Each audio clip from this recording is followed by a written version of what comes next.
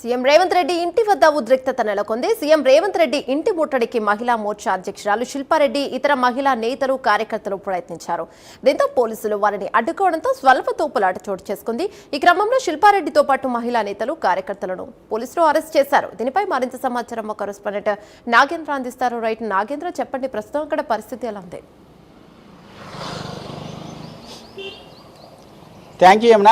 ప్రస్తుతం సీఎం రేవంత్ రెడ్డి నివాసం వద్ద కొంత ప్రశాంత వాతావరణం నెలకొంది. కొద్దిసేపటి క్రితమే బీజేపీకి సంబంధించినటువంటి వివిధ మోర్చాలకు సంబంధించినటువంటి మహిళా నేతలు కానీ అదేవిధంగా పార్టీకి సంబంధించినటువంటి కీలక నేతలంతా కూడా రేవంత్ రెడ్డి నివాస ముట్టడికి ప్రయత్నించడం జరిగింది. ఈ సందర్భంగా భారీగా ఏర్పాటు చేసినటువంటి పోలీసులు, భారీ భద్రత నడుమ ఇక్కడ ఉన్నటువంటి పోలీసులంతా కూడా అడ్డుకునేటటువంటి ప్రయత్నం చేశారు. ముఖ్యంగా దీనికి ప్రధాన కారణం నిన్న పార్లమెంట్ వేదికగా మహిళలకు సంబంధించినటువంటి రిజర్వేషన్ బిల్ అనేది పాస్ కాలేదు. దానికి ప్రధాన కారణం కాంగ్రెస్ వ్యతిరేకించడంతోనే మహిళా రిజర్వేషన్కి సంబంధించినటువంటి బిల్లుకి అడ్డంకిగా మారింది. దీంతో అది పాస్ కాకపోవడంతో బీజేపీకి సంబంధించినటువంటి నేతలంతా కూడా బీజేపీ జాతీయ నాయకత్వం నిన్న నిర్ణయం తీసుకోవడం జరిగింది. దేశవ్యాప్తంగా కూడా మహిళా రిజర్వేషన్ బిల్లును అడ్డుకున్నటువంటి కాంగ్రెస్కి వ్యతిరేకంగా నిరసన కార్యక్రమాలు చేయాలంటూ కూడా పిలుపునివ్వడం జరిగింది. దానిలో భాగంగానే ఈరోజు తెలంగాణ రాష్ట్ర అధ్యక్షుడు, బీజేపీ రాష్ట్ర అధ్యక్షులు రామచంద్రరావు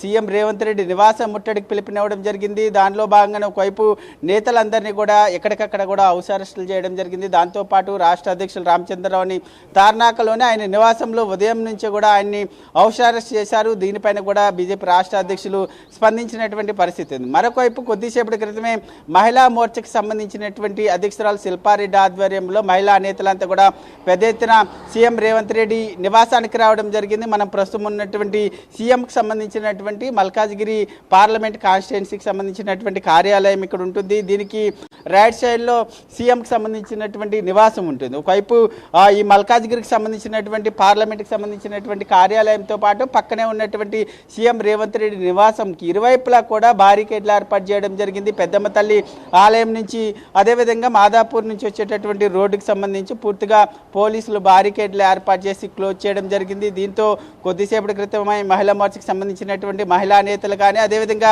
బీజేవైఎంకి సంబంధించినటువంటి గణేష్ కుండే, రాష్ట్ర అధ్యక్షులుగా ఉన్నటువంటి బీజేఎం రాష్ట్ర అధ్యక్షులైనటువంటి గణేష్ కుండే ఆధ్వర్యంలో కూడా పెద్ద ఎత్తున బీజేపీకి సంబంధించినటువంటి శ్రేణులంతా కూడా సీఎం రేవంత్ రెడ్డి నివాసాన్ని ముట్టడించడం జరిగింది. ఈ సందర్భంగా ప్రధానంగా ఎన్నో ఏళ్ల నుంచి ఎదురు చూస్తున్నటువంటి మహిళా రిజర్వేషన్ బిల్లుకి సంబంధించి మరొకసారి కాంగ్రెస్ వ్యతిరేకించడంతో పూర్తిగా బిల్ పాస్ కాకుండా మరొకసారి ఆ బిల్లుకి సంబంధించి మరొకసారి ఆగిపోయినటువంటి పరిస్థితిని వారంతా కూడా ఎవరిస్తూ వారంతా కూడా సీఎం డౌన్ మరొకవైపు కాంగ్రెస్ మహిళల్ని మోసం చేసిందంటూ కూడా వారంతా కూడా ఆగ్రహం వ్యక్తం చేస్తూ కూడా సీఎం రేవంత్ రెడ్డి నివాసాన్ని ముట్టడించేటటువంటి ప్రయత్నం చేస్తారు. ఈ సందర్భంగా అటు మహిళా నేతల్ని అదేవిధంగా బీజేపీకి సంబంధించినటువంటి ఇతర కీలక నేతల్ని కూడా పోలీసులు అడ్డుకొని అరెస్ట్ చేసేటటువంటి ప్రయత్నం చేశారు. ఈ సందర్భంగా కొంతమంది మహిళా నేతలు ఒకవైపు పెద్ద ఎత్తున తెలంగాణ రాష్ట్ర వ్యాప్తంగా కూడా అత్యధిక ఉష్ణోగ్రతలు నమోదవుతున్నటువంటి తరుణంలో మరొకవైపు సీఎం రేవంత్ రెడ్డి నివాసానికి ప్రస్తుతం 1 గంట సమయం కావస్తున్నటువంటి సమయం. ఈ సమయంలో